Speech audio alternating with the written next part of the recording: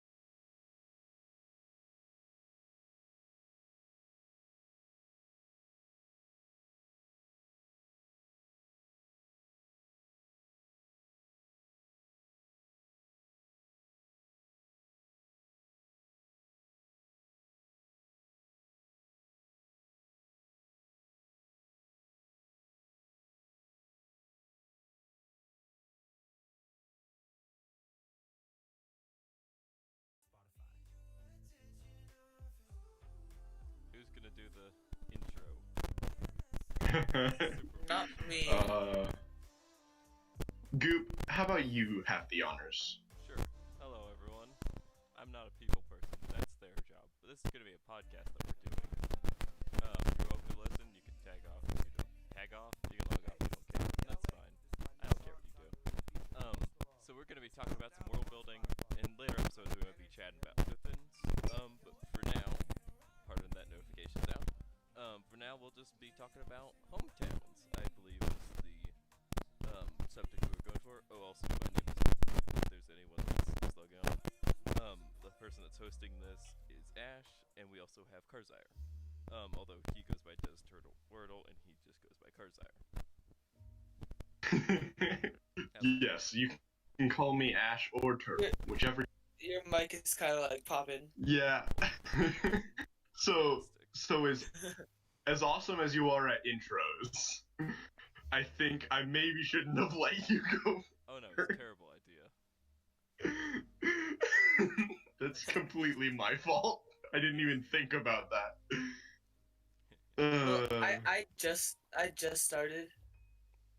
Heck yeah. Alright, I'm gonna import an image so that they have something to look at least. Yeah. You could always use my background. That's right. I just did my That's true. profile picture icon thingy.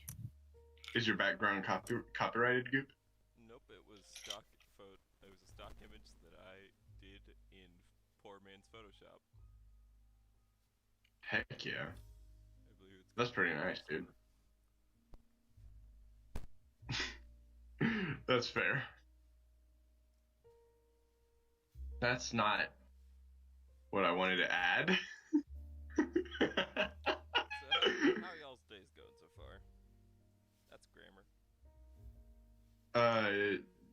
What day? This day. I didn't have a day so far. Yeah, that's rough. And relatable. This is my day. That's fair.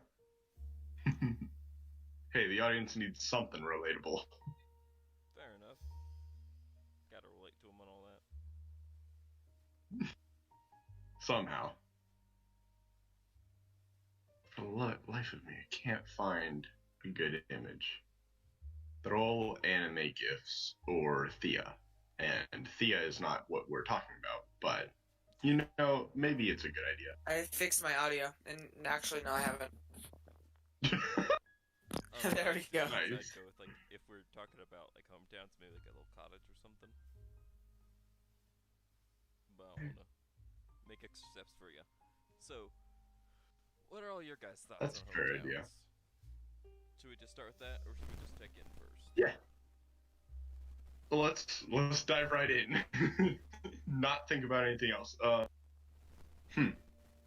I personally have not thought enough about them. I absolutely should, because my starting town was just a random town that they came across at one point, and I was just like, okay, you know what? They were already in this town. They should understand. That's fair. As you can see, it probably didn't turn out all that well. Where'd they start? I actually genuinely have not thought of a name for the the town yet. But it's like a prison town, basically. So, viewers, that's mistake number one. Not naming the town. You see, most towns have names. Most of them. Some don't, but usually they do. So that's usually a good step. Although, honestly, I don't Quite think it's often. Sorry, what was that? Okay, cool. What? You said. Oh, we asked what you said. I was just saying, quite often to you saying towns usually have names.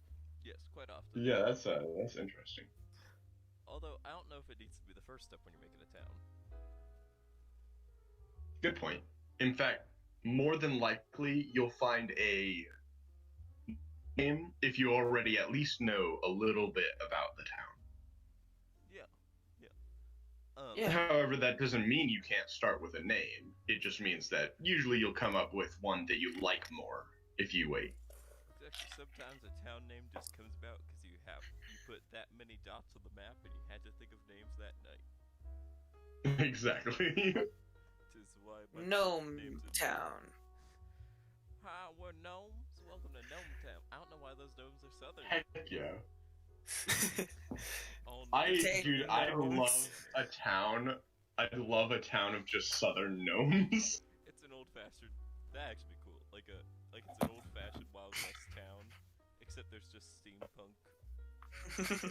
Yes. Barkeeps and that'd be awesome.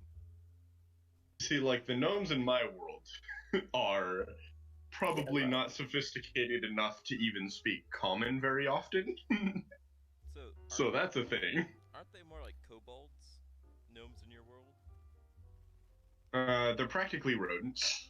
So, possibly, I think they'd have the same stats as a kobold with some minor modifications.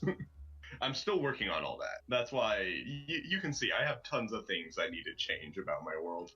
Right, and we can get into that in a later topic. But for now, I think we True. should probably say that, for one, at least my advice, if you're starting a town, is the town should reflect the themes of the rest of your story. This doesn't have to be a D&D story, this could just be a book you're writing. And also, if you're starting to make a world, I think you should decide whether you're writing a book or you're writing a campaign. Because those are two very different things, and it gets kind of iffy you try and convert one into Or a the other. TV show. Or a TV show, which would be awesome. I'd love a D&D TV show. Have you seen Someday, man. Have you Someday. the old D&D TV show? Not very often. I've only seen memes. I want to watch it. It's so funny. In the first episode, the guys are just like, well, I guess we're off to face Tiamat, and it's just like, why are you? Ash, do you know who Tiamat is? Yes. No. Tiamat. Five- But that sounds dragon. like the main villain. Wow. They're the god of evil dragons. They have 5 heads. Each Wow. one breathing like They're- a breath weapon. And I'm Well, pretty sure they're time to go kill a god. Pretty sure they're almost as strong as a Tarask. Good lord. They're both level 30. They're both challenge level 30. Yeah, and this little group of kids like Oh off boy. to fight Tiamat. Yay! It's just it takes such a turn. I can't wait till the episode where we talk about creatures and monsters and stuff like that because I have so much to say. But I'm gonna wait. I'm gonna be patient and I'm gonna wait. So, let's.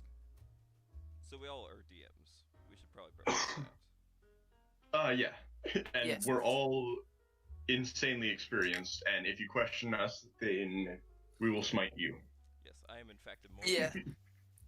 And I am super experienced. 4 months, bro. That's 4 whole dang 4 months, whole man. months. You better listen to me, man. I've been I know, right? for 2 years, playing for 3. Okay, I was about to say, you said 3 years. I mean, I guess Also- I've been in D&D for 3 years, because does it count as playing if you're the DM? Because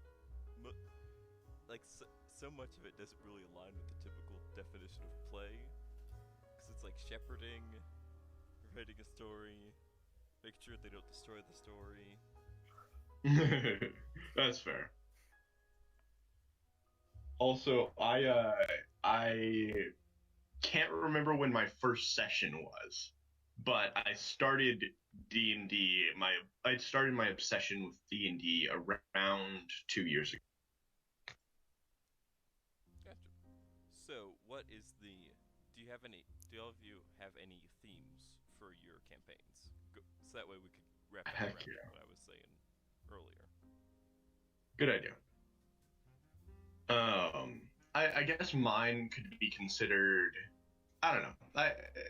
I hate to spoil too much, but I'm not gonna be spoiling much with just theme. So I guess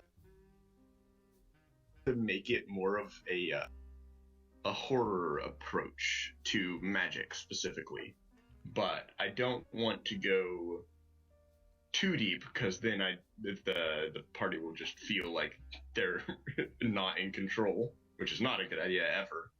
Yes. So in that case, it's very important that you instill that sort of stuff. Like if you have a theme of horror or a theme of the grotesque, you gotta lay that out in the hometown, because the hometown is like, or even just the starting town. The hometown, starting town are sort of similar, but hometown could have different ramifications on the campaign itself. Like you could have a whole party that's from one town, and that could be interesting. That'd be a Good way point. of having like a bond between all of them, because they've grown up together. But if you have a theme of horror, then you'd want a very dreary, muted color palette for your world, for your starting town. I do have some themes that I guess I really haven't explained enough that I probably should, especially since they're in the woods right now, and this town is. It seems like a bustling town. Seems like people are getting good business there. But overall, it seems like the king is kind of shut in and doesn't do much. And instead, there are blue cloaks that patrol the streets and kind of just do whatever they want. Okay, so then. And that's how they define the, like, pyramid of power. Yeah, in that case, you could have like theme that could tie into themes of laziness or oppression or distance, like emotionally distant. Even if you have like a very emotionally distant or unemotional antagonist, that would work well if you start establishing that sort of stuff early with a dispassionate king. Yeah, and I really do want to think more about the king because because my original image for him wasn't well, it was cliche to say the very least, and definitely would pull them out of that horror feel that I'm trying to go for. Right. Because they were mostly like the type of king that is like eating a whole lot for himself, not giving much to the poor, things like that. But I'm totally going to change that because his attitude in my mind was way sillier than I would want for a horror campaign. Yeah, Yeah, I find it hard imagining you run a horror. No disrespect, but you're a very silly and light person. That's fair, I guess. But I Um, do have some horror stories every. and that's good. If you want to keep that gluttony or overindulgence, you could look at Edgar Allan Poe's Mask of the Red Death, and you could have like a quest or an arc based off of that. That'd be very cool. All right, Basically, there's I this shall plague, look into that. there's like a plague that ravages the whole surrounding area, and all of the wealthy lock themselves in and lock the dead out, and they like totally ignore their citizens and just have this lavish party. But I see. every hour there's this clock that goes off and releases this hideous, unsettling note Mm. that really like it makes the band uncomfortable and they stop playing, and the partygoers hear the band stop playing and they stop dancing, and they're like, "What is this? Something is wrong here." But then they just go about their business, and this keeps happening until it reaches midnight, when this cloaked figure comes in and basically just kills them all. Interesting. Cloaked figure is like a representation of death. It's a very I good see. story, and I butchered it A incredibly. sight. So No, I remember reading the story. So Karzai, what's your starting town like, and what kind of themes do you have in your story? Well, my starting town was more. I feel like it's more of a welcoming place than other towns. Hmm. Just to, give them like something warm to start with, I guess, because that's how I feel like doing it instead of like starting with something like, I don't know. Yeah. Yeah, No, that's a good idea. it is, especially if you plan to like pull the Especially. rug out from under him later. Yeah, exactly. Because I had there's three of these like towns or cities near each other. They're all very welcoming, very nice, and then they head to the left where it's, or not the left. They head west to a different city where it was not very good place. I see. I guess. see. Yeah, it was like run by basically like the guards. The king was a figurehead. And Okay. it kind of like changed their view on what this world that I have is actually like, And that's good. in a way. Because that's another Yeah. thing. I feel like if you don't want the town to represent the further themes, it should be like the themes throughout the whole story. It should be the exact opposite of the themes throughout the whole story. So that way, when you get into the story itself, when you get like if you go to like the hero's journey, when they receive the call and they start heading out, then it's just such a shock having this Yeah. shift from one to the other. So I think the main theme that I've been going with so far is like how like the leaders, the kings are not the best people, and or whoever's running the town, they usually have very selfish intents, I guess. So maybe And they'll figure that out as they get to more towns. right. So in that case, maybe you could expand that further and have like greed and how that relates to someone's downfall. So you could have an antagonist that ultimately is defeated based on their greed. If you want to further explore that theme. Okay. And now, Goop. Right. So, what's your starting town like? Well, sir. What themes are you going for? So the current campaign I'm running, it was a restart campaign. The first one sort of drifted off, but I'm starting a little town called Bunkley. It's a tiny little halfling village. But right next to it is a hill known as Hollow Hill. And I was also going for a similar thing. Experience with that. Karzai is going for. I also should mention they're both players in my campaign. Indeed. So it would actually be more detrimental if you spoiled for us, I just thought. You'll probably forget. But this is a podcast. Exactly. This is a podcast. This is a podcast. That's our excuse for everything. This is a podcast. So what I'm trying to go with is how everything could look fine and dandy, could be a lovely place, but hidden underneath all of that shine and cheer, there's something darker. So that's why Hollow Hill is there. It's usually a place of celebration, but there's this thing beneath the hill that has corrupted it and dredged up the past of this town, and showing it like as a mockery of the town, parading it around. See. And also another thing, if you want to have something like that, you should also make sure you have things that lead to other parts of that story. So if you guys find the heart of that corruption, then there's probably a lead that leads to more of this corruption. And you should always keep that in mind when you're making an antagonist, which I'm sure could be its own video. True. And antagonists are really fun, so that'd be fun to research into sometime. Also, I do want to say, okay, so though I've been into D&D for longer than Oz, I've probably done less sessions than him.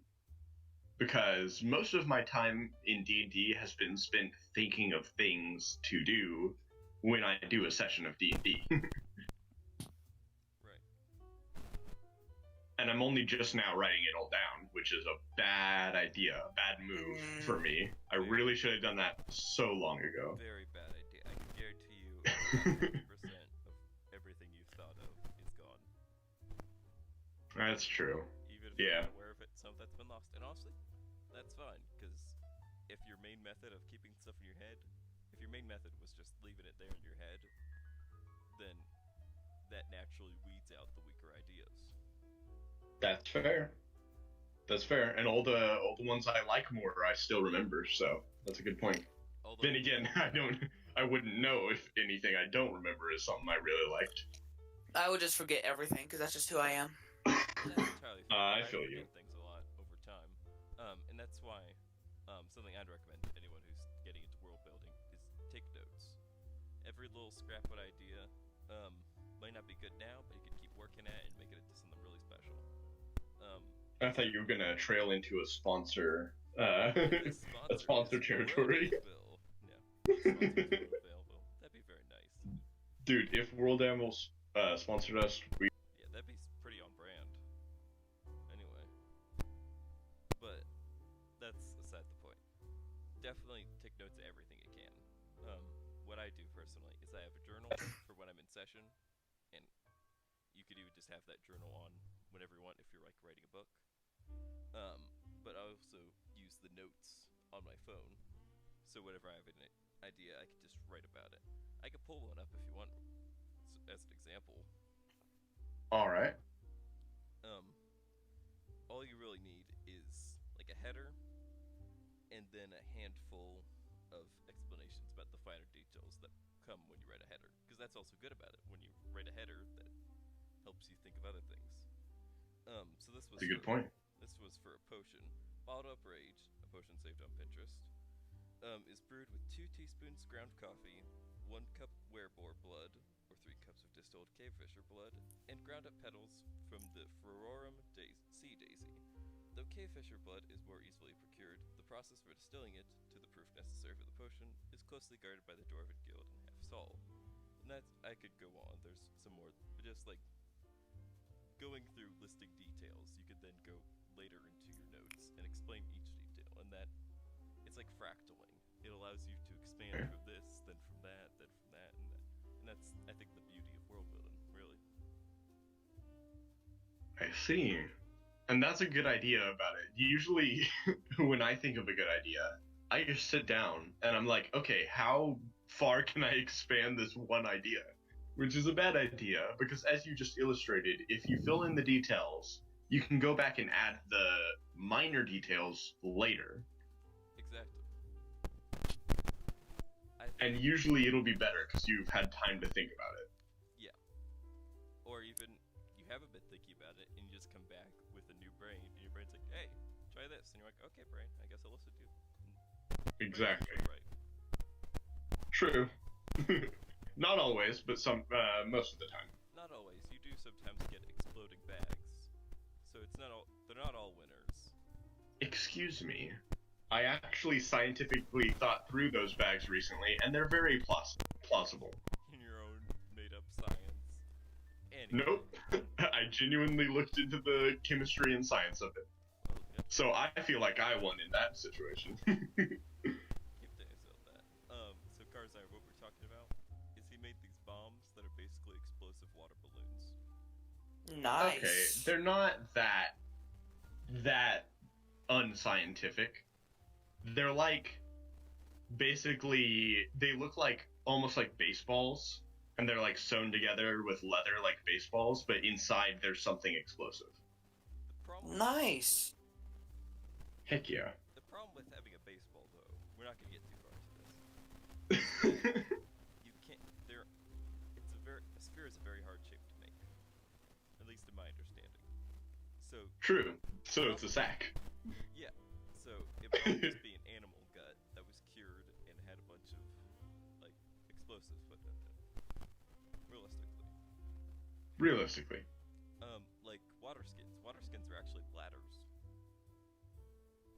Which is very strange to me, but yes, Really they cool. are. It's kind of Don't know why anyone would drink out of a bladder, but hey, this is fantasy. it's Somebody out there had a fantasy of drinking out of a bladder. they say that water skins are a thing that actually happened, and that's how they're actually made. Yeah. I know. And hey, I'm joking. they cleaned out all the stuff that was in the bladder, and they cured it with more urine, so it's good. Exactly. Urine is the cure to everything. Urine is the cure for everything. This is a fact of life. Well, I mean, it's basically the leftover bleach from eating. I'm not gonna go into this. Yeah, let's not just talk about urine for a few hours. Aw. I know, I'm sorry. So what else could we talk about with hometowns? How about we talk about... Also, let me know if my mic is popping, because I noticed that my light is on and I'm not saying anything. Yeah, maybe a little bit. Okay, I'll deal with that. Okay.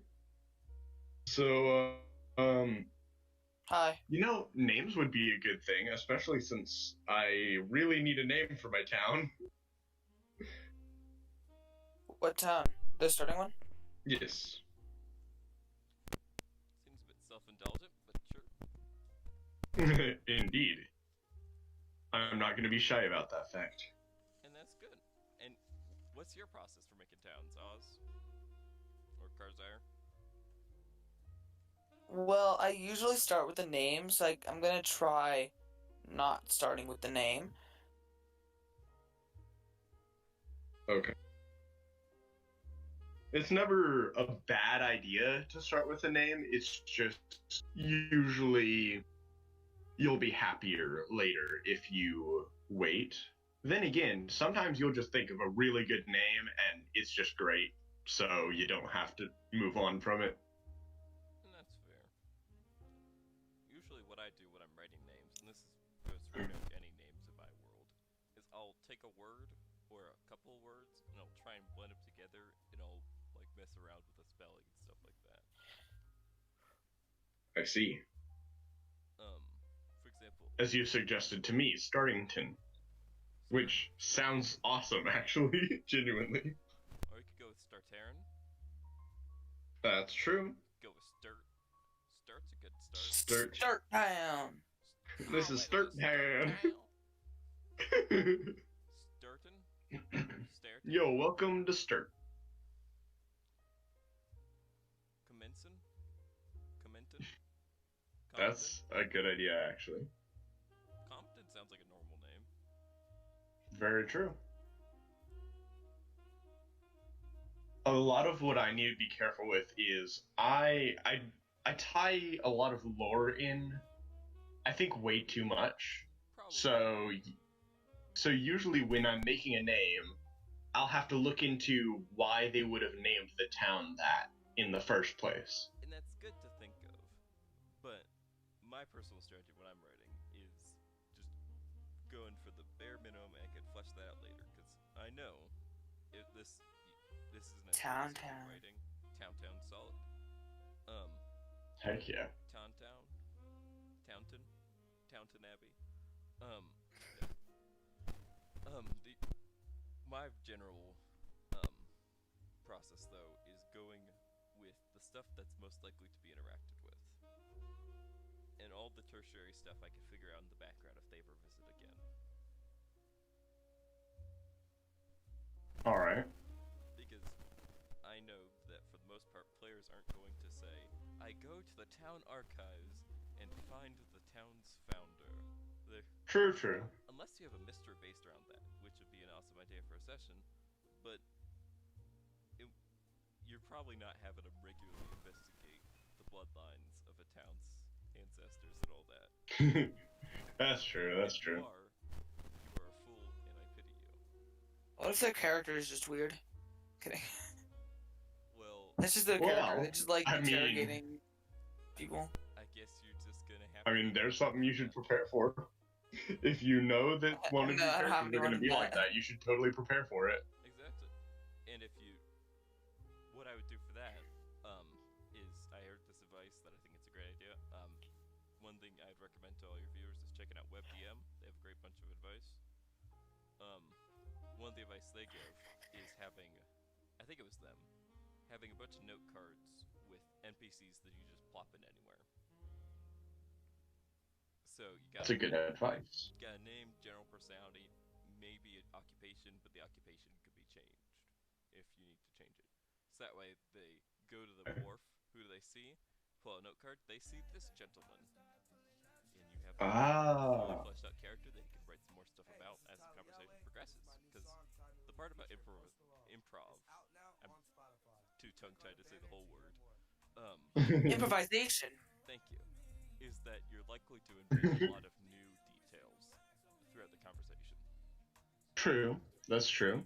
Yes. You have a good point. And I've done that many a time with some of my characters that I've introduced to the party, and in some cases I've accidentally said something inconsistent, and they've caught on, which is usually a bad thing. Example? Well, First of all, so I made this orc dude who he's supposed to be always like serious and he knows what he's doing and stuff like that. And one of the PCs had just escaped from prison, so he was like basically on his way out of town, and he ran into this dude, this orc guy. And in the moment, I was like, okay, so he knocked out this guard. So I was like, what if that guard was like an inside man, and that's why he was able to let him go so easily, because he had no trouble getting out of jail. And I was already thinking that it was going to be an inside job. But I was like, okay, so I could do that. And so I was thinking, I was like, oh, okay, this is a great idea. So this guy like grabs him and he's like, hey, so you knocked my friend out and he's in jail now, and we were trying to get you out, and now we need to break him out. And then he was like, wait, if I knocked him out, why would they have taken him to jail? Yeah, he would just seem like a guard that I knocked out. Yeah, that's That was a huge slip up for me, and I'm still embarrassed about it, but it's okay. I fixed it. It's just corrupt. If you're a guard and you get knocked out, you're going to the slammer. Yes. Slowly through. Yep, exactly. Someone's gotta fill that cell. I mean, to be fair, some of the higher ups would have treated them like that, but that's not exactly what I went with. This orc guy, has slowly become more and more of a trickster, so kind of trying to make it seem like the party is being not like misled by this guy, and they really just completely are telling them everything that's wrong. So yeah. What I would do in that instance is I would have them have a break out someone else. Like, tell them the rube that they're going to is just some other part of his gang. He's part of a gang? I mean, he's a bad guy. Well, with this guy, I have hammered in the fact that he has some kind of connections to the higher ups. He doesn't want to talk about them, and he doesn't want the party to talk about them. But he does have a seal of a house that is very important, and hardly any of those have ever been made. A seal of a house? So, how big of a seal yeah. are we talking? Can it bounce a ball Big. in its nose? Yes, it can. If, so here's the seal. Don't you mean a lease? No, I mean a seal. Or the seal walks out. Here's So long my as the family seal's seal. So long as the seal's alive, you own the house. But if it dies, that's it. That sounds like a gnome thing. Gnomes No, yeah, basically, And also, when what you a- say orc trickster, all I can imagine is this big 7-foot-tall orc leaning over a bush like heck yeah. But yeah, he originally was another inconsistency that I need to be careful with is voices, because his voice was perfect. Same. What was I always just forget what I did. It was like real deep, and I just hardly said any words and things like that. But eventually, I accidentally slipped a bit into like the stereotypical British accent, and that's wrong. I need to not do that. Best I could do. Because his voice was good at first, and I need to not do that. Best I I could always suggest forget. with voices, for both of y'all, is practice them before the sessions. If you have an NPC that's going to show up a lot, or even an accent would get better at. Think of a handful of words or a phrase to start that accent in, and then try and continue on from that. Like, see how long you could go talking in that accent. Okay. I see. And it was more, I tried to start playing them as a trickster, which is... Are they a trickster? Are they a liar? Because a trickster I have... light connotation, and I have some more lore about them that's a little deep, but I don't want to delve too deep into it, because we can do that in, like, a character session or something like that. But for now, basically, he likes to mess around, and if that includes lying, then yes. Okay, so I wouldn't have him have a deep voice anyway. I'd have him as a bit more jovial if he likes to mess with people. But we're talking about True. Though he does have the actor feat. Gotcha. So there's that. I'm an actor. Yeah, it was a little tough, but I was able to get into it. So. You were in the drama club, weren't you? So I guess I'm not an actor. That's the. I'm a loser. Oh no. That's fair. Very fair. That's why we don't play the game. I'm joking. I'm sorry. So, I think one thing we should address in regards to like your starting setting is how long you want to keep them there. My general rule is that if it's a small town that they're starting in, maybe a handful of sessions. Of course, it depends on how quickly your party moves. Like with my campaign, I good think my point. party moves at half the speed of a traditional D&D party. So I have to prepare accordingly. To be fair, half the people don't show up, so the rest of us have to carry the whole weight of the party. Even with that dungeon that I sent you guys through, it was, quite frankly, a little baby dungeon compared to like some of the other dungeons I've seen that people expect to be completed in one session. Dude, but how fast we dealt with those skeletons, that was pretty amazing. Yes, that was amazing. I wish you That guys was pretty cool. I wish all of your guys' combat were that quick and tactical. I see. I think the main thing is we talk so much about what we want to do, and we're like agreeing with each other, but we're saying it in a way that other people don't think we're agreeing. I think the problem is that you only talk about it. And I'm like, okay, so what do? You just keep talking about it. Exactly. Strategy. But the problem is you just retread. It's like never mind. Like for example, I was like trying to yell at them to just open the door so we can go save these people. We know they're in here, and if we go in there, we have a funnel to where all the other guys can come down, and we can beat them that way. And that Hey, took so long. I was pretty fast. That's true. When it came to the blowing up, you did pretty good. You did pretty good with blow-ups. You were really good at blow-ups.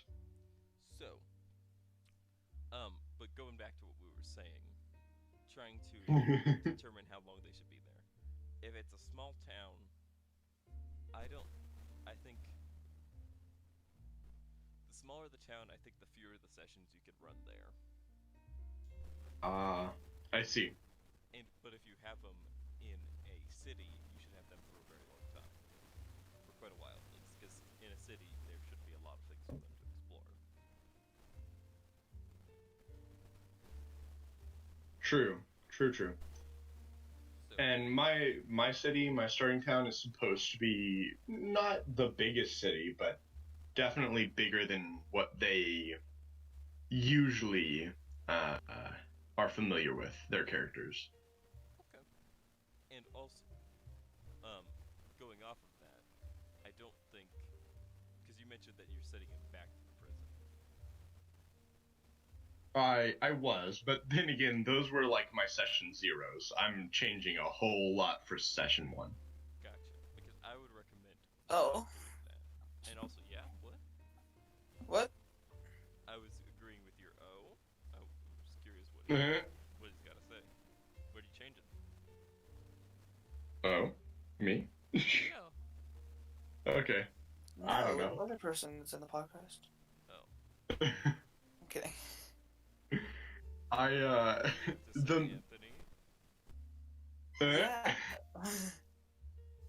I Okay, do was really want commenting the whole to. time. Sorry. Actually, you curse more. Where did you get here? Shut the up. Sorry. Yeah. There we Yeah, go. Okay. Yeah, there he is. We found. No, yeah. So basically, the main thing I do want to emphasize in this town specifically is the importance of this prison. Like, this is the prison for this specific house. Like, they send all the people they don't like here, basically. Okay. See, And the prison is designed like a giant pit in the ground with cells going down and down, and the lower ones are the worst people. Higher ones, they stole something or something like that. so I'd make sure to have a detailed map of that prison, because if you don't have a detailed map, it's gonna seem flat, and they're gonna be sick of going through that two-dimensional prison for what would be several hours. If you want that to be a focus, you I should see. have a clear layout. You should have what I was gonna say though is ideally if you have a city campaign or a city section, you shouldn't restrict yourself to one area. Alright. If you have to restrict yourself to one area, it should be a pretty big area.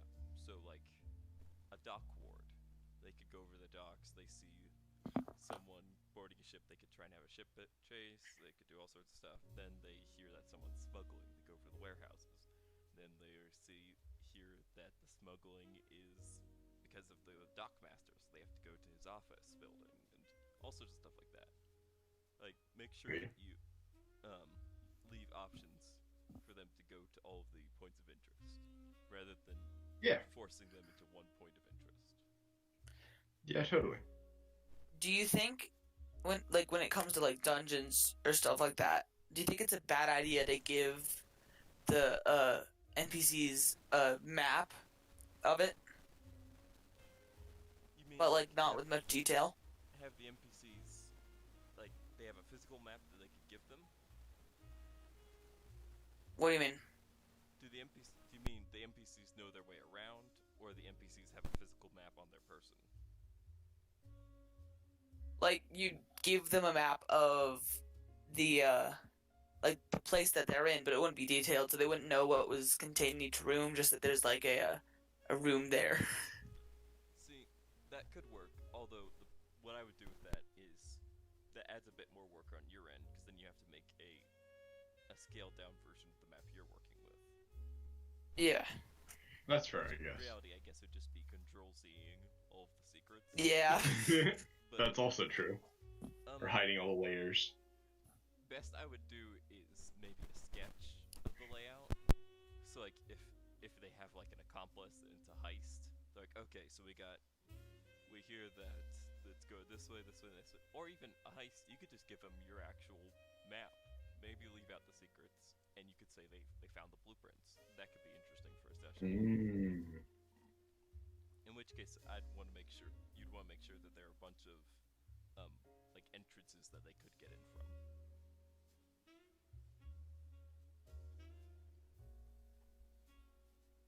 Does that answer your question in any way, or did I just dance around the subject? Yes. Okay, sorry.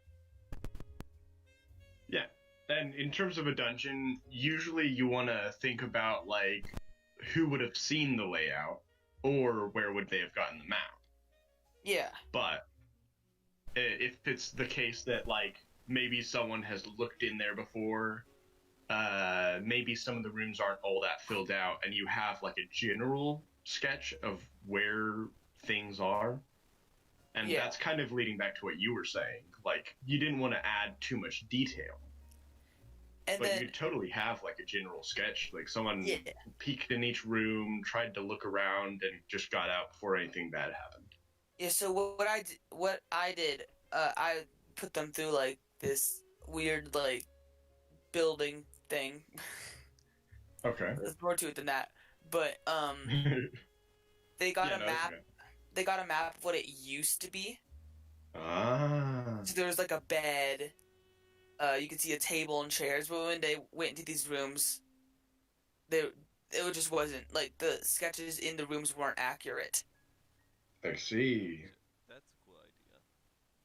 That really is. And also, Goop, you were talking a little bit about, not that specifically, but some things kind of like that, using older information to glean new information from the party. Yeah, old information is great. I don't remember me saying this earlier, but it's great to give your players old information, because then it's like, you're not lying to them. It did look like this at one point, but it's just a little bit different now, and that Exactly. I think works really well with very active monsters if you're running a dungeon. Like, I'd love to see if someone mapped out a cave 1,000 years ago that was run. They just had the bears, and then they go into it with that bear map, assuming that's what it looks like, and then kobolds moved in sometime after that. And it's just an entirely different layout, because kobolds make a bunch. That's a good point. Oh, a whole ton. And we would know all about that. I do think I went a little bit overboard with my kobold tunneling when I. Nah, I loved it, man. It was great. Because I don't even think any of it would make any logical sense. It was. I think I just ran them like an ant mound, really. Yeah. Which, in my opinion, sounds cool. What were you gonna say, Karzar? What? You made a sound, and I assumed you were gonna say something. No. Alright. But going back to the map thing, I think it's also important to consider, would there be a map of this place? Yeah. If it's made by, like, a culture that doesn't keep records, then probably not. Especially if it's underground, I feel like it's less likely to have a map of it. Unless you have a culture that explores everything underground, in which case, sure. Sure. But one thing I do think would be kind of interesting for a session, sorry, is if you had that whole thing with the map of an older version. If you know those video games where you have like a limited time travel, and you could go between how it used to be and how it is now. Ah, That'd be yeah, awesome for like a puzzle session. that would be cool, actually. Like you could climb up to the attic in the present day because there's like a hole in the ceiling that some vines have come down from. But in the past, that's not there. But when you get up there in the present, there's something like it's been looted, but in the past it hasn't. I don't know. That's a cool idea. Of course, you'd have to have something to allow for that to happen in your world, but I mean, if you do, that'd be awesome. Yeah, in which case, I'd just say it'd be like something that's permanent to this area, so that way the players don't try and take it. Yeah, oh, absolutely. Because that would be detrimental, to say the least. Yeah. If they had limited time travel to two very specific times in any situation, that would get out of hand. Yes. And since we're now talking about dungeons for some reason, what's all? Sorry. You're fine.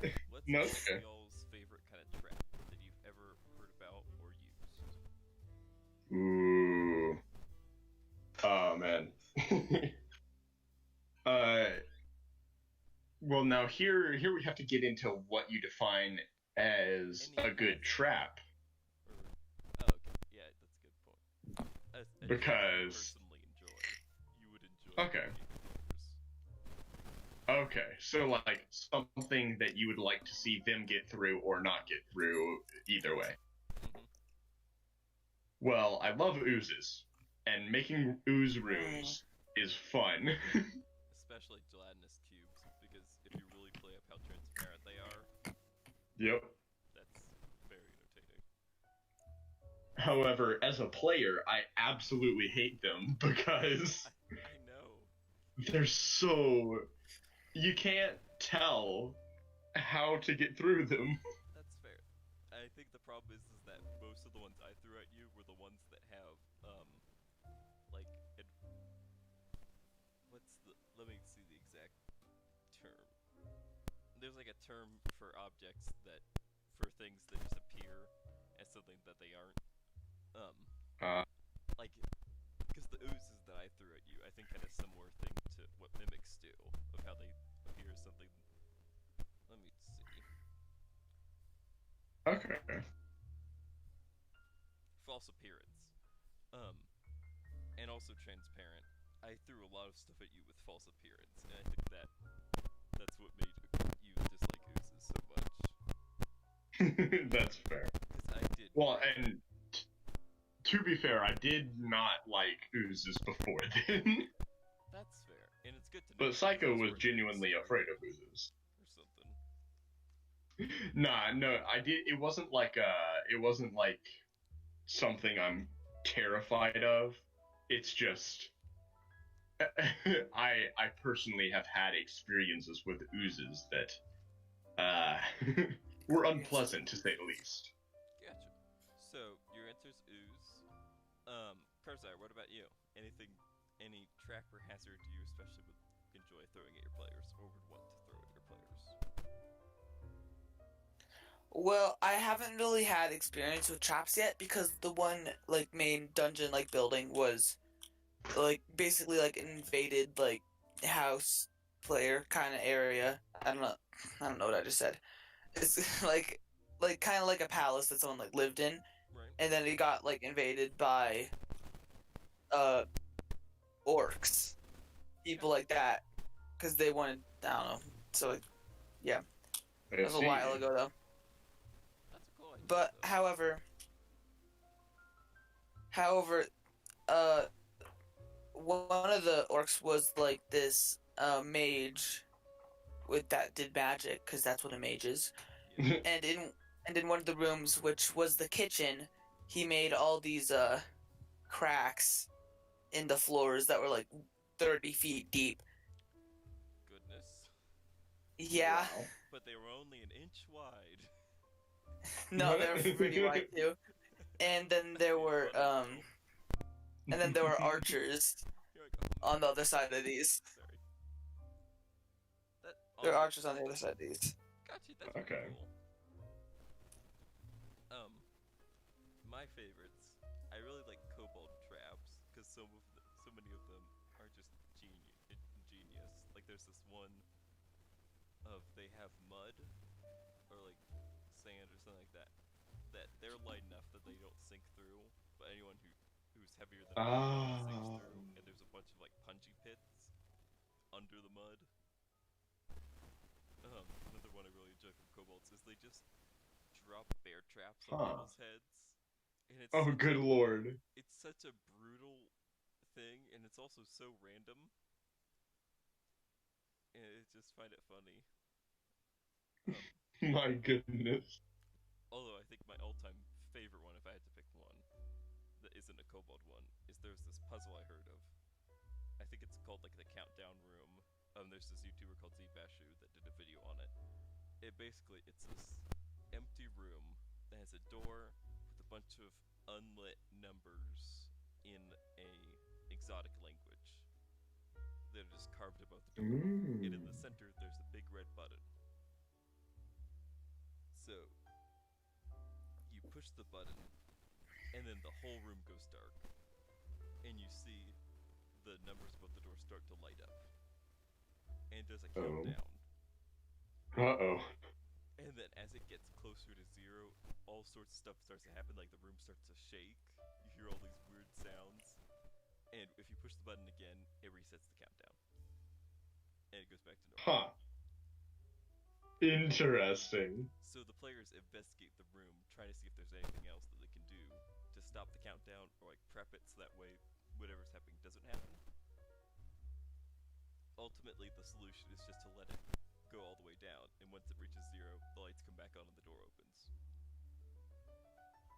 Huh. But it freaks them out so much that they don't want it to reach 0. So it's a little bit like Lost. I suppose so, yeah.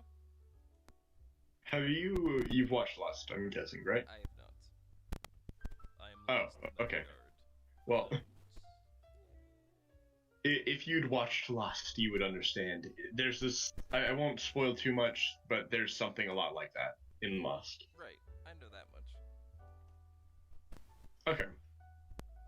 I haven't watched past season 2, I think, so. And there's like 6 seasons. Right. But it's a good show. It's interesting. Anyway, apart from Lost, that is a great idea, honestly. World building is a very time-consuming thing. Oh, absolutely. Yes, very. I think the problem I have most is just sitting down and actually writing, because I have so much to convert into World Anvil that I use World Anvil, by the way. Oh, I feel you. That I don't know what to prioritize. And it's so I mean, sorry. Go ahead.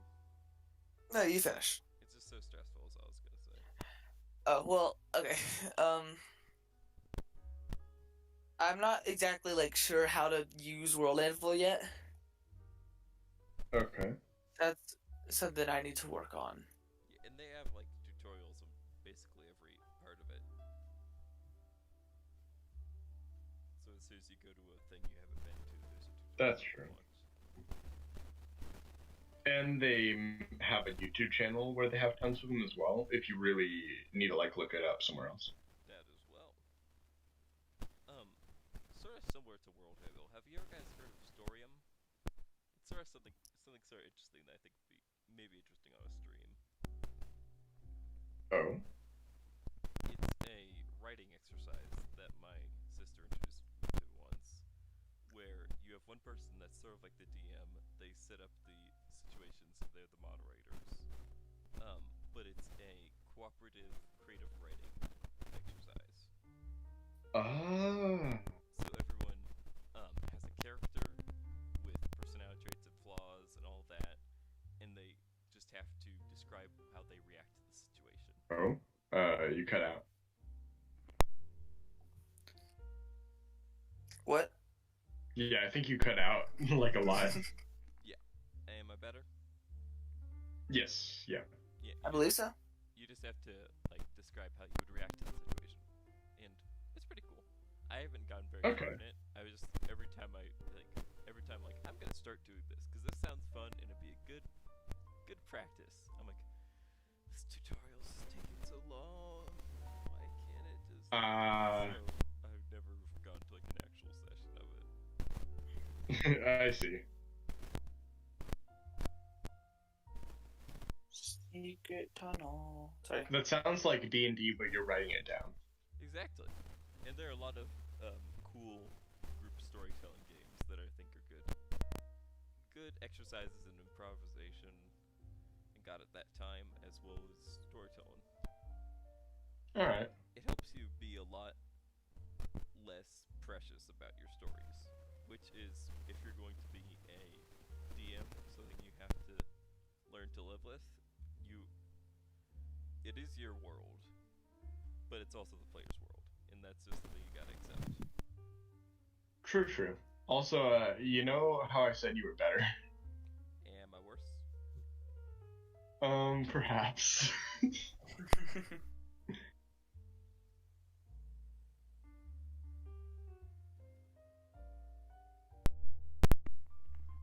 you hear me now? Yo, what's up? Welcome back. Do you live in a secret tunnel? Yes. Indeed. Sick. That's why he keeps cutting out. Correct. Ah, 'cause he's in a tunnel. Exactly. Specifically a tunnel, not a bunker or anything, just a tunnel. Yeah, a secret tunnel. Yes. The whole of the tunnel is my home. Of course. It's a very short tunnel. Indeed. You really should call it a hallway, but it's a tunnel to me. I see. That's how I see. feel about tunnels. What's the difference between a tunnel and an underground hallway? You Tunnels are know- allergic. Allergic to what? Yes, are. You mean claustrophobic? Nope. They're just allergic. I'm confused. What's wrong? I'm also confused because you cut out whenever you say what they're allergic to. Oh, No, I'm just he not just saying what isn't. they're allergic to. Oh, Yeah. well that makes sense. He's not telling us the lore of his tunnels. If I told you, I would have to kill you. I'd like to see Oh. try. Taras! Well, if I can't kill you, then I just won't tell you. I'm fine with that. Kronos That's has been released. That's the one problem I have with TV shows. They're like, I'm gonna tell you this one thing before I finish you off. Yeah, Yeah. They tell them, and then they just like, why wouldn't you just kill them? Exactly. What bugs me is that I think what's worse is when they don't even do that, they just leave them somewhere. And they're like, well, I'm gonna do another thing. Yeah. Or the protagonist's friend comes along and is like, I'm here to help you. That's So, true. Yes, that irritates. As interesting as it can be for certain situations, it just draws your attention away from the main character, and the main character just seems like someone you don't want to watch do things. The main character's always getting captured. Just Yeah. that'd be funny. That's as a- like Mario if Princess Peach was the protagonist. Pretty much. I'd love to see a Mario game where it's Princess Peach wrestling and punching her way out of Bowser's grasp. That actually would be BBB. That'd actually be interesting. And it goes right to left instead of left to right as she's trying to get back to left. Yes. That'd be awesome. That actually would be cool. So she's like, it's trying to escape from the castle. That'd be cool. Someone should make that. The lava falls from the ceiling and you have to go down. Well, I don't understand what you're saying now. Because in Bowser's castle, usually the lava rises and you have to get to the top before you die. Pretty much. I see what you're saying. So I'm saying the lava just comes from the ceiling and you have to go down. Fair enough. Anyway, We've gotten so far. I don't know why he would. True. Yeah, I kind of accidentally brought us off task. Sorry, I just thought about it. No, it's okay. Dude, but actually that's why I love it when like there are villains that defy that and they're just like, ah yes, let me tell you my whole evil plan. Stupid idea, and then just kill them. Oh yeah, that'd be like There we go. Job that'd done. be awesome. I would have so much respect for the show. It's like it all started when I was a child, and they just shot them. I Exactly. gave like a bored look, and they walked away. Actually, one, I don't know if it was a movie or a show that did practically exactly what I said, and I can't remember what it was for the life of me. Yeah. I mean, The Incredibles did that a little bit with Syndrome. They're like, you got me monologuing. And then That's true. That's true. it's like, cool. I love when they're self-conscious about that. Yeah. Just for like a second. Yes, I do think he continued monologuing after. Oh, absolutely. He was self-conscious for a moment, but then again, he is the type of villain who is kind of supposed to be the monologue type. So, to be fair, they wanted to play on classic stuff. That is fair, yeah. I really enjoy like a silent villain though. I think that'd be interesting if just True, true. like a thinking like all what James Bond villains pretend to be, except actually that. Fair enough. I genuinely have not seen a James Bond movie in a while, and last time I did, I was a child. And I don't have a I child. just have never had another opportunity to see anymore. Some of them are pretty good. I think my favorite ones are the Roger Moore ones because they're just so goofy. Okay. That's like the Goldfinger era. It's just all of them are like, "Ha! I attack you with my knife shoe," or this one guy that had a razor blade yo-yo. And Oh no. Killed a guy with it, and it's like, seriously, it's just basic. Roger Moore was the era of putting razor blades in everything. They had a Wow. hat that had it. They had a yo-yo. They had. I wish I had that book. There was this one book that I used to have access to. That was just like a list of all the random gadgets in James Bond. And I wish I could get a reference of that for this, but we're off topic. That's a good point. Boy, we're going through so many subjects. The thing is, it's so hard to just stay on one subject in most conversations, much less in a world-building conversation. That is fair, yeah. And I feel like Hometown specifically is a bit of a narrow subject. That's fair. And that's large. I feel like that's my fault. Nah. Well, here's the thing. If we hadn't started with hometowns, we wouldn't have said all the other things that we got into. I mean, I feel like there's a 50-50 chance we would have got into James Bond villains either way. That's Very fair. slight. That's fair. Very James spicy. Bond villains is the ultimate bacon number of every subject. You have to know how many subjects you go through to get to James Bond villains. Correct, yeah. And then that's its Bond number. Like a record, baby. Right round, round, round. Copyrighted music, please. Yeah, video is taken down. Come on, man.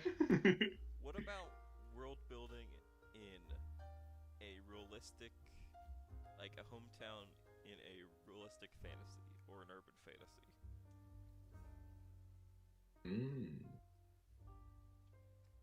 That's an interesting subject. You know, especially the urban fantasy one. Most people start in just like New York, New York, like some huge city, you know, And I think or like Detroit or whatever. I don't know, something like big that they can make a city into something fantastical. And that's a solid idea. I kind of want to start with a small town, though. I think that'd be interesting. I had this one Exactly. idea for a book series for the longest time. I don't think I need to go too much into it, but what I was gonna start with was like a small town in Michigan, or I think either Michigan or New Mexico, or just somewhere. Probably not New Mexico, because the fantasy part is in a forest. But I just thought that'd be an interesting place. In which case, I think would be cool is to actually go to a city or like a small town in that area, and you could base it off of that town. It'd be interesting. Hmm. So, well, first of all, urban fantasy does imply that it is urban. Yeah. However, that is one thing I did like about Onward, for example, is that they kind of strayed away from the urban fantasy Yeah. Urban just side of means things. modern, not necessarily Exactly. city-based. Exactly. So it's no longer in an urban location. And that made it really interesting. Yeah, I would argue that Stranger Things is an urban fantasy. It has a That's fantastical fair. element in otherwise a realistic setting. That's very fair. In a sense, it really is. Of course, it's supposed to play on those older horror movie tropes, but they're not. It's not strictly based on those. They have their own lore. They have their own like mysteries, things like that. Right. It's not in the sense that there's a monster now. We have to deal with it. They've thought it through, And I really appreciate that. Exactly. One thing I will say though is I think it would be cool if there were more urban fantasy things that were produced with like the technological know-how of today, but they didn't use Oh, absolutely. like they didn't use computer effects. I think it'd be cool if there was like a renaissance of practical effects. Honestly, so not to say that computer generated effects are bad or never turn out good, because, for example, half the people in movies today are in some way CG'd, And that's whether totally fair, that's exactly whether that's fully or only partially. However, a lot of times when you do that, you make it not relatable to people anymore because you can only usually people are trying to pay for really good animation. yeah. Right. So when people see that really good animation, they can't relate to it because it's really good and no one's that perfect. Exactly. Like No creature, no nothing is that perfect. World animatronics building? add a bit of reality and realism to them because they're imperfect. Yeah, or people with makeup, Or even. people with makeup, even, yeah. I'd love to see. Like the orcs in Lord of the Rings are far more realistic than they are in The Hobbit, for example. I haven't seen the orcs in the Hobbit, but I'll take your word for that. What I think would be cool though is if, like, the Jim Henson sort of stuff, like in Dark Crystal. Yeah, yeah. I'd love to see those kind of creature designs in a horror movie. That'd be interesting. That'd be very interesting, actually. Like maybe one that plays off of like Scandinavian folklore, because I think that sort of style of puppeteering would pair really well with the eerily cheery but also terrifying stuff that they have back then. Yeah, that's true. True. What were you gonna say, Carsire? You're talking about world building In a way. in a way. In a way. Nice. We're talking about building our world to be a better place. I'm sorry. Nice.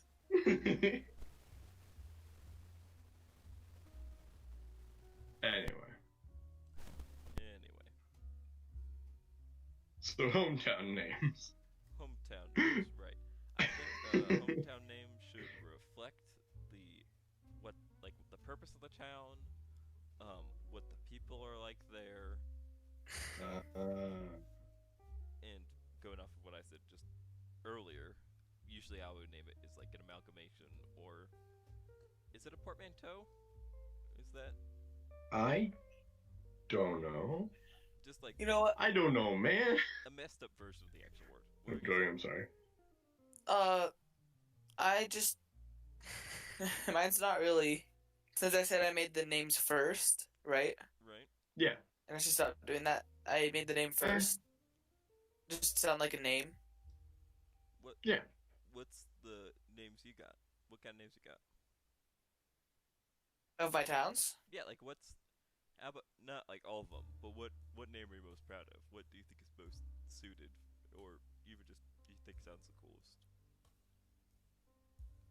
Tolgan Town. Tolgan Oh, sounds pretty. well, that's fair. That's a really good sounding town. That's not to me. That sounds like either a goblin or like a gnomish kind of town. It has like a bunch of like a bunch of really tall buildings that sort of lean onto the streets, and a bunch of bright lights, and I don't know. That's where my mind goes when I hear Tolkien Town. Huh. For some reason, mine went probably exactly the opposite direction. Where'd yours go? I was thinking like some like happy little town that like the houses were decently spaced away from each other and it's just rolling hills. Yeah, you're both All those houses, just give me some space. you're both right in some ways, yeah. Is it a gnome? I guess. Huh? Is it a gnome place? Who lives there? Here, let me check. Yeah, gnomes. Nice. Sweet. That's a great name for a gnome place. Yeah, it's a gnome place. Oh, heck yeah. Critical Role has a lot of good naming conventions for gnome places. Like there's this one mountain city that's run by gnomes called Hopperduke, which I think is perfect for gnomes. Ooh. That's a very good gnome name. And also, may I just say, gnomes have the most absurd last names. Oh, Yeah. absolutely. Like, if you go to Freaking, what was that one? Oh, Dude, no names are great. No names? Gnome names is what I meant to say. let me see these absurd names.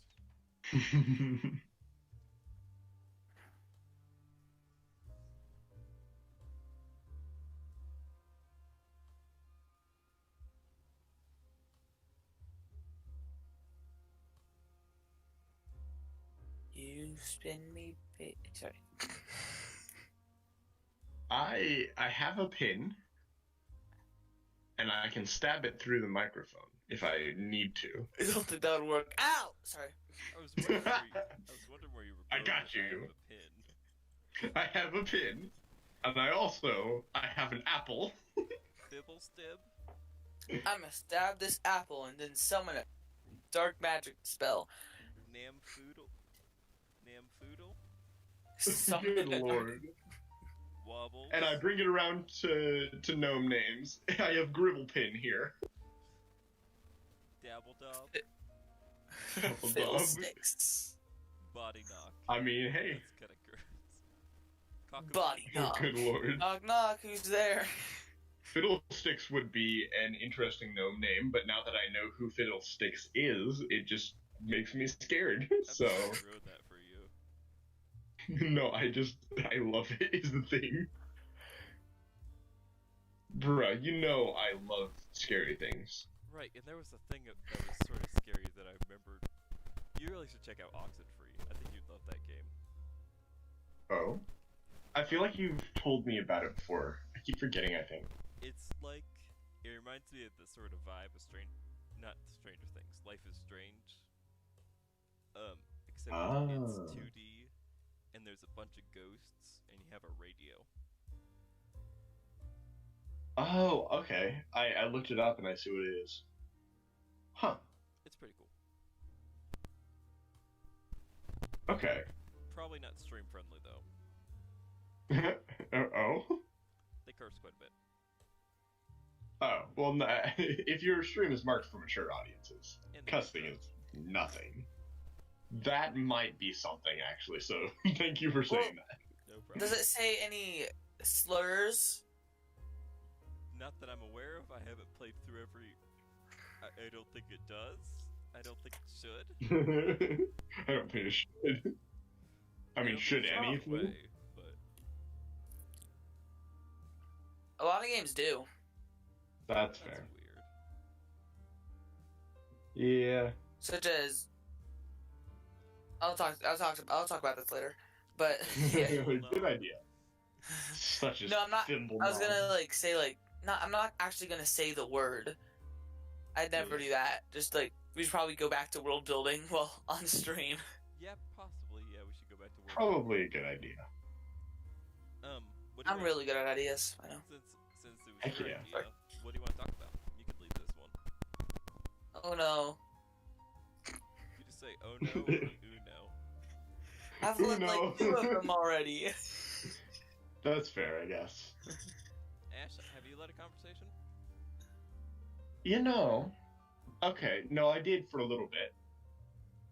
But I could if you want me to. What was it about? John Wick? Heck yeah. Did John Wick occur in your memory of this conversation? I'm curious. Apparently. Oh yeah, I really love those cobalt traps. Oh, by the way, John Wick is great. Anyway. Indeed. Oh yeah, so about James Bond villains, There, that's what it was. James Bond, not John Wick. so about John Wick.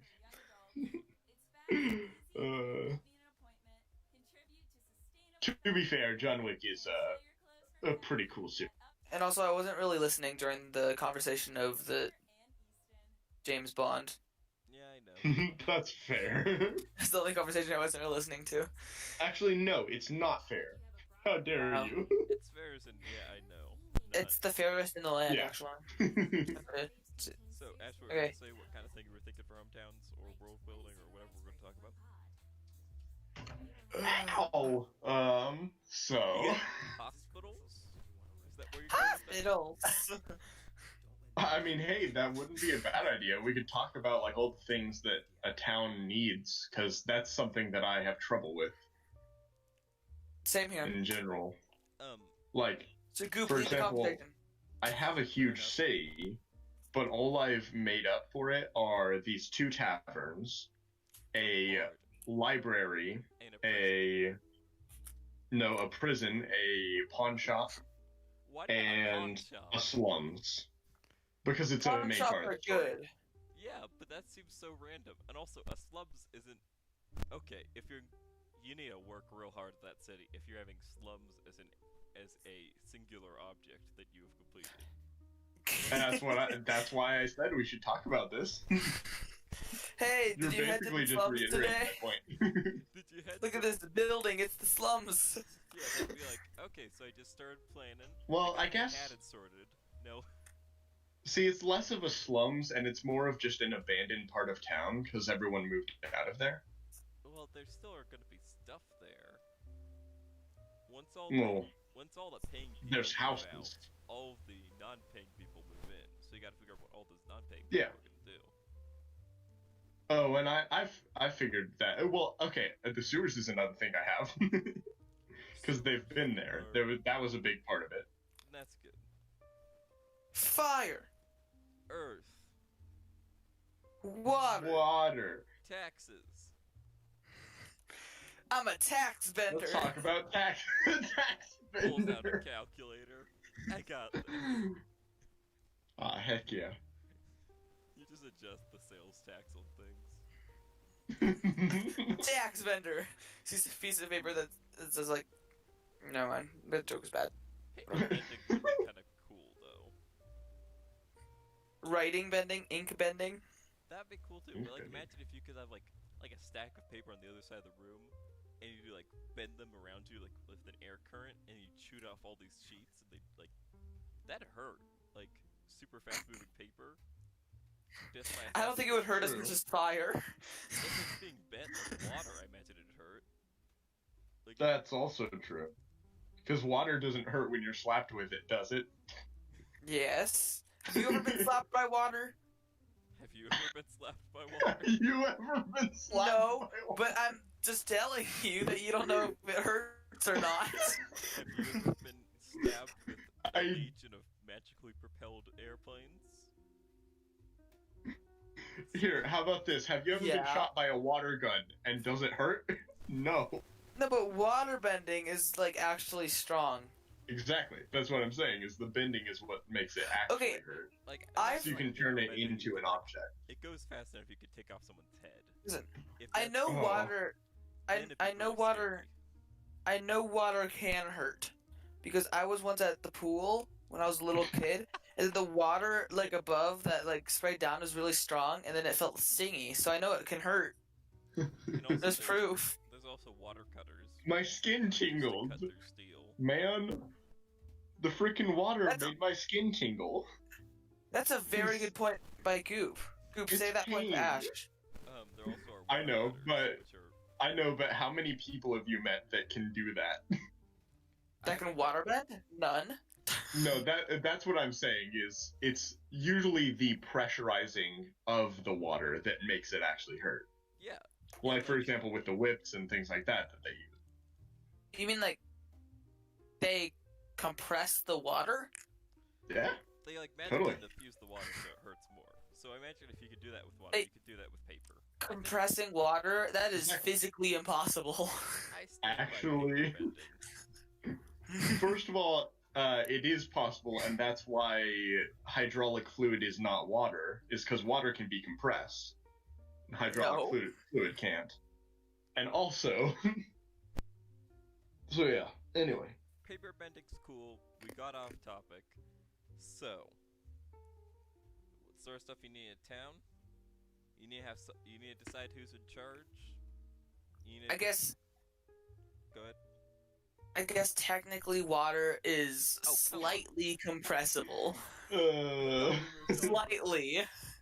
But not enough. look, Can you compress I'm fire? saying pressurized. I said pressurized, I didn't even say compressed, did I? Oh. Can you pressurize? It's fire? like...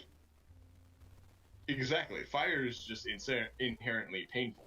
So is paper. Exactly, that's what I'm saying. I'd rather You get a can- paper cut than be in fire. The thing But is, that's what I'm... It's I not would that it's rather be in one- fire, actually. It's not that it's one paper cut. It's that imagine you have like a whole. Exactly. You have like a paper blade. Yeah, you go to Office Max, you get like one of those giant stacks of paper sheets, and the guy just flings them all at your face and gives you 1,000 paper cuts. I Exactly. feel like you could die from 1,000. Theoretically, you could cut off someone's head with a single thing of paper. Yeah. I have get a moved question fast enough. for all of you. Exactly. Stiff enough. Yeah. If you had like if you could do anything and can do anything and you were a waterbender, what is the fastest way you would kill someone? Good lord, are you trying to murder someone with waterbending? I would No, I'm just rip all of their curious. blood out of their body. Ah, I see. But you can't bend The blood. violent way. Oh yeah, and it's not a full moon.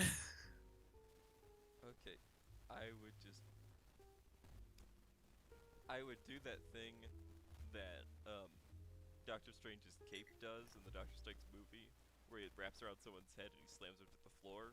But I'd do that with fire, so I'd also be drowned. Heck yeah. I would Just water Sorry. Fair enough. I would water bend poison into their mouth. Do you have poison on hand?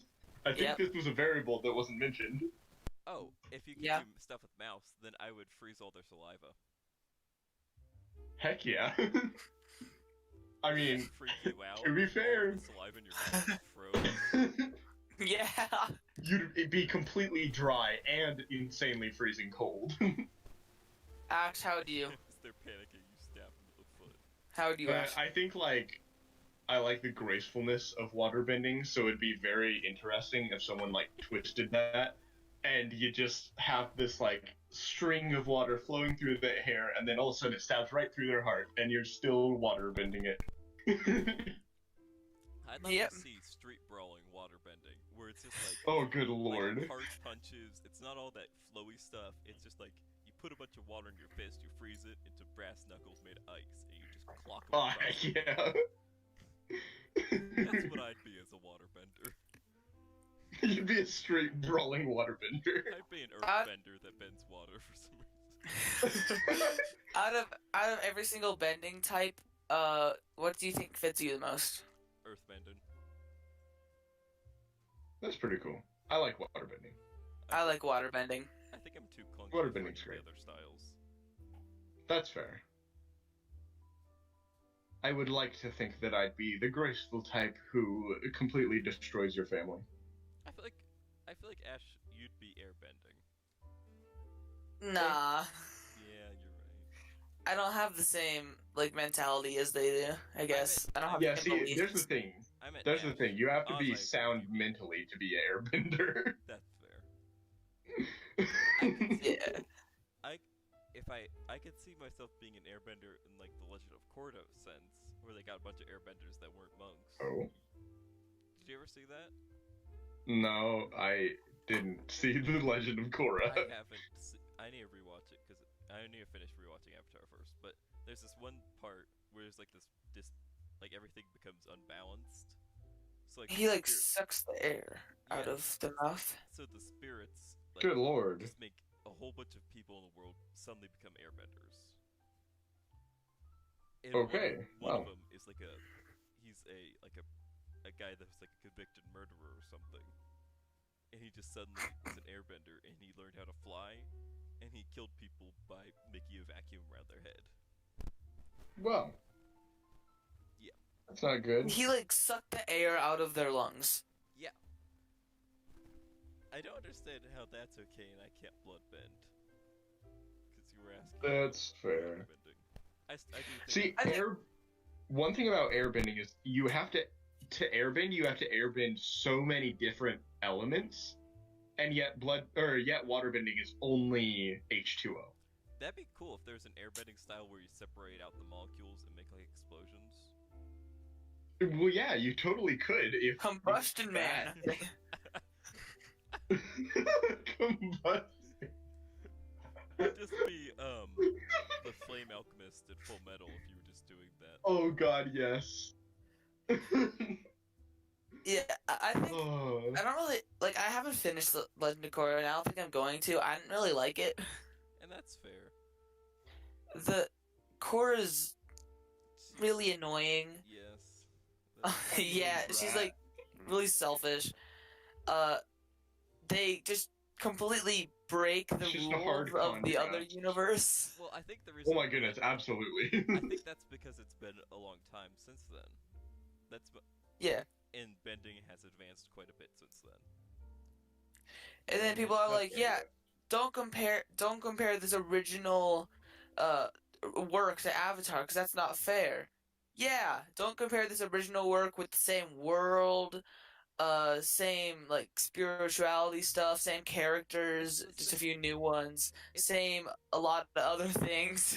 It's the same world, but it's the world several years in the future. So there have been Also- a bunch of technological advancements. How did they get so many The Fire Nation. The Fire in 70 years? No, yeah, that's fair. The Fire Nation optimized their military for war and so made tons of war machines. Yeah. And after that point, all the mechanics they used for war would be turned into peace things. Exactly. That's how our technology came about. Fire Nation brought them to the Steam Age. Yeah. But Like, they already had airships by the time of Metal, Avatar The Last They built Airbender. such a big city in 70 years. Oh, yeah, that's a good point. I that's a guess. good point. But it's really cool what they do with metal bending there, though. Yeah. Metal bending in that. There's this one scene where they have like another That's also combustion true. person. They actually have people who can bend those things now. So I guess that's a good point. I don't feel like Toph fits the police officer role. What? Yeah. She's I mean, okay. I don't think so. I think she fits. Oh, she absolutely does not fit that in my mind. Oh, okay. I didn't even know that was a thing. Yeah, she was like a head police she officer. totally could be, but that's surprising to me. I guess. Like her whole character was about hating her parents and hating authority. Anywho, world building. What? Then again, I guess if she is the authority, then she would probably be okay with it. And also, I imagine she's done Stupid. elevated character growth since then. Like, That's fair. That's fair. That's fair. I don't know. That's I fair. feel- No, I'm I sorry. feel like it doesn't fit her. Okay. Well, can we move And on now, please? and then I have one more thing. Uh-oh. And then Sokka, the backbender, doesn't get any children. I don't. Okay, I don't understand that, so Wow. I'm gonna have to read. Oh, come on. Wow. That's. He dated around Wow. a lot. In the original Yeah. series, he dated around quite a bit. Oh, he did. He totally deserves children. Yeah, He does. but since you got a Unless he final, didn't want children. probably didn't. Since you Then got a again, final he point, does seem like the crazy uncle. Since you got a final point, Ash, you get a final point. I also get a final point, but since I'm saying we all get a final point, I'm gonna say my final Oh point shoot, I don't Okay, need cool. a final point actually. Then we can just move on. Yeah. My final point is leaving. Hey, But- stop. Male bending is really cool in that, and I like all the stuff they've done with that. Like there was this one character who had Thank you. a breastplate on, and they bent it off of themselves and they put it on someone's head. Oh goodness. It was really brutal because the person that they put it on, the person's head they put it on was another combustion bender, like that guy with the thing on his eye that like shot lasers and exploded. Wait, what? You know, Look, I know nothing about Legend of Korra. that's something that's in regular Avatar. There's like a bounty hunter that does that.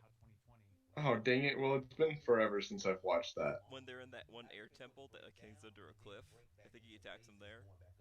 Oh, okay. No, I do remember that. They come across another person that does that, and right as they're about to fire that laser that explodes stuff, someone metal bends their breastplate onto their head, so it just Oh, explodes. good lord. Yeah. Yeah, that's a little bit violent. Yes. Yeah, I think that's why I enjoy Legend of Korra, because it gets a lot more violent. And I enjoy violence. Okay. I can tell. Have you ever seen that one G.I. Joe meme? It's knowledge is half the battle, the other half is extreme violence. My favorite half. I don't think I have, but that's great. It's like this Sorry. extreme close up on the guy's face, is like staring with like really intense eyes at the camera.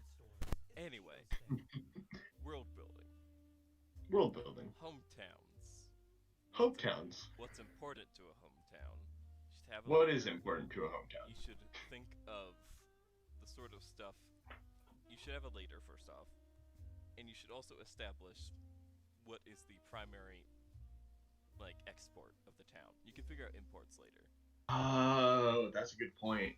but towns just don't spring up out of nowhere. They have to have some sort of resource that they found that they can exploit. Well, to be fair, though this town doesn't specifically have a resource, it was built to be a jail town, and then people started moving in because of the market there. What I would do in that case, that sounds a bit iffy.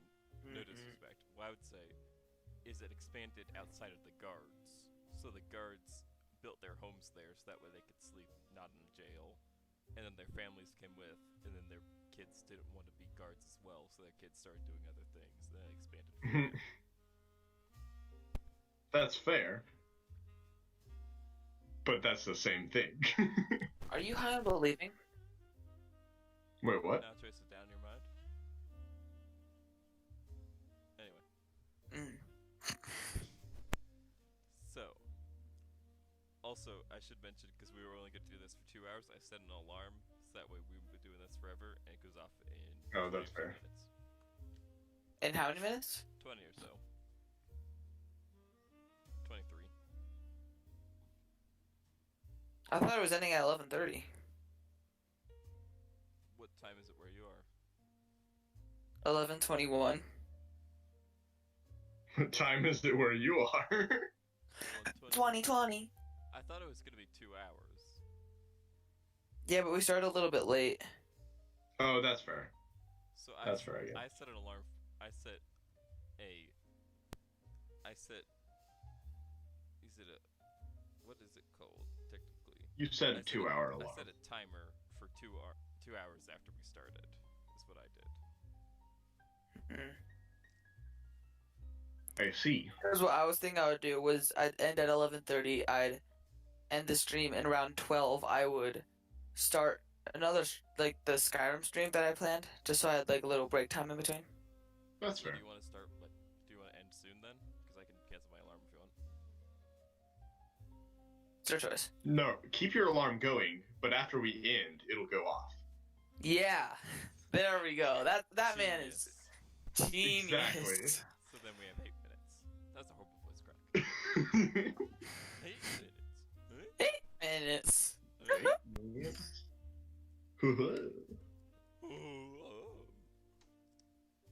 So, for the last 8 minutes, do you guys want to talk about what we've been talking about, or do you want to talk about a name for our podcast? Names are good. Names are good. Names are good things. What do you guys think should be a good name? Are we gonna focus on world building, or are we gonna branch out? That's a good point. Have you gotten anything? We in have been chat? branching out a lot.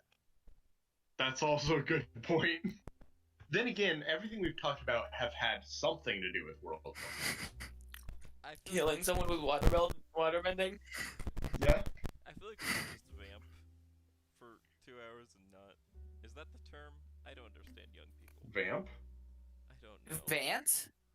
I feel like we should just rant for a little while and have the idea Oh. to generally stick to world building, but maybe don't. That's fair. Like a hard subject we have to keep returning to. I mean, hey, the podcast's meant to just be a podcast. It's meant to just talk. We gonna talk, boys. We don't have voice. The podcast vendors. The podcast vendors. We have arrived. We have arrived to bend your podcast. Street water bending. Water brawling. Heck yeah. Water brawling. The world vendors. The The universe world vendors. vendors. Frozen. The world bender is actually a good idea. The world vendors. Yeah, genuinely. World binders. World finders. I'm like thinking of like the binder that you like bring to school. Yeah. Oh, heck Binder yeah. full of notes. For world bending. I don't bring binders to school. Yeah, I know. You don't have a school. I think that's a little bit schoolist.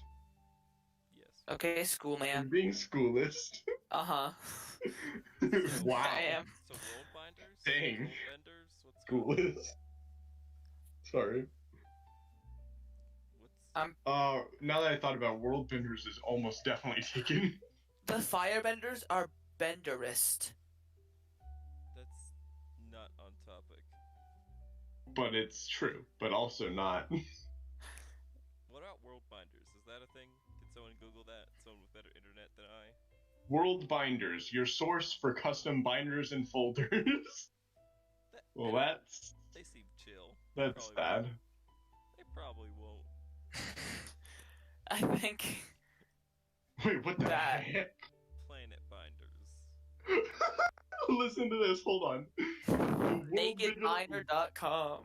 World benders should pose little threat to characters who willingly enter the abyss. Okay, maybe not world binders. I think that's a cult. I think so too. What? Wait, read that again. There's more. As none of the monsters they summon are particularly dangerous. Okay, now At it's really worst, bad. guardian serpents and orb spiders can deal significant damage with their spells. Got worse. Vault sentinels can hit you with Sentinel's mark, very understandable in the abyss, and Ironheart preserves ... Okay. The abyss. Willingly enter the abyss. How about that for a title? I mean, heck yeah. You know, at this point we need a title. Exactly. It's what I've been trying to say. Yo, do you think we should have a title? I think having a title would be great. Goop's tired and they're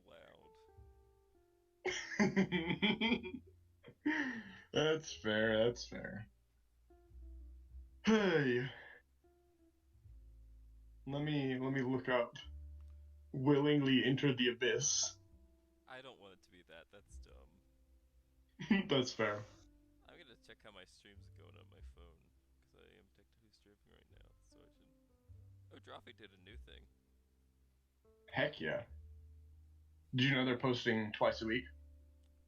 I do not. Yep, they opened a Patreon. Hey, there's one person watching. Who's watching my stream? Who knows? And they'll hear me asking who it is, so that maybe they'll say something. It's totally Oh, is it you? not anyone I know. It's you. You don't know yourself? That's sad. Oh, anyway. Topic. Oh, yeah, it is you. Cool. I'm sorry. Yeah, you're fine. Oh, well, you have 3 likes on it, so, on your video. How? So that means that there are 2 people who aren't me. Why do I have 3 likes on my video? Thank you, 3 people that aren't here anymore. Now it says 3 people are watching. Do you have 3 alts? Nope, I'm just watching you with 1. Okay. I'm confused and worried. Confused. Worried and confused. Anywho. Titles. Gotta think of a title. There is something called Willingly Enter the Abyss. It's a What good the heck? title. It's just so weird. Like, we're going down a rabbit hole now. Rabbit hole writing? That's not a bad idea, but is it taken? What about our title is this name taken? That is not a bad idea, actually. That's an insanely good idea. Karzar, does that sound good? Karzar. Is it taken? Yeah, There's a band named Name Taken, but it's not that. Also, I just realized that I And was it's a band that is not making songs anymore, so... One of those 3 viewers was me, and now I'm viewing it on 2 accounts. Cool, thank you. Wonderful. I'm just getting another account up as well. So... You're creating another account. No, I already have another account, don't worry. Not creating Same one. here. Just make it a bunch of bots. And, Honestly? Yeah. But is this name taken? Is that a good name for the podcast? I think it is, and it's not taken that I can see. Cool. The only thing that has something close to it is Name Taken, the American rock band that is not making things anymore. So we're good. If their music Hey. is public domain, we should play that one of their songs at the end of all of our videos. Ah, heck yeah. Goop, you have 5 likes. I don't know why this has happened. 3 of them are my accounts. And one of them is mine, which means we have someone who's not either of us. Thank you. No problem, man. Anytime. Okay, now it's 4, so we're good. It lied. Wait, did you dislike it? I'll like my content. Did you lie to me? I did. Whoopsie. You have 8 Connection likes, Goop. successful. Let's see if it's back now. Goop, you're famous. You have 10 subscribers. This is blowing up. Woot woot. Yeah, it says 7 on my screen. I always have 1 less. It's lying. And yeah, I don't know why I have 10 subscribers. Tevin. I don't know why I have 10 subscribers. Can you subscribe with all your alts? I said I'm. Oh, subscribe? Oh, I don't know about that, sir. Okay. That's fine, that's fair. You have to work for him. Subscribe. Hey, it's 9 now, because I got in a different account. How many accounts do you have? You know, I don't want to know. I was gonna say something. Oh, can I tell you about an idea I had for a creature real quick? Oh, heck yeah. Are you Next familiar session should be about creatures. with... It should, that'd be cool. Subscribe. Merce's cool podcast nerds. No, thank Hey, you. Mer, can you like Goop's live stream on YouTube? It's almost at Let 10. me link it. Let me I link think it. 6 of them being me. How many does it say are watching your stream right now? There we go. That is the question. That is the question. Tell me how many. I have Less than 5 are accounts really on it. watching. Less than are really watching, that's for sure. because it says 3. And I have 2 accounts watching it. And I have 5 accounts watching it. Goop is famous. I know, right? Okay. Well, it's 11:33. I think I'm gonna end this stream here. I'll be streaming back again. Yeah, I'm gonna not stream Whoa. today, so I'm just gonna raid Karzire after this. Sounds good. Y'all are welcome to read me. Oh shoot, are you gonna keep streaming? No, I'm not. Okay, You're I was not- gonna say. you're not- Plus, you're I can't raid from Yeah. Twitch. You're not streaming today, Ash? Nah, no. I have How come? actual work to do. Like I have commissions. Oh yeah, that's their Thursdays. I know. I So- really should be punished for it. You really should. All my ults left our stream. They got bored. Oh my! Oh, got bored. Okay, so Wow. this video we do will be about creatures, as Ash mentioned, and we Heck should yeah. stop talking and wrap up. I will It says see. Break from talking. Ow, my knee. That hurt a lot. Okay, so I will I'll just sneeze. be again streaming Skyrim to on- continue to it. at 12 p.m. Mountain Time. Purely inside of my brain that I thought that. Goodbye, my friends.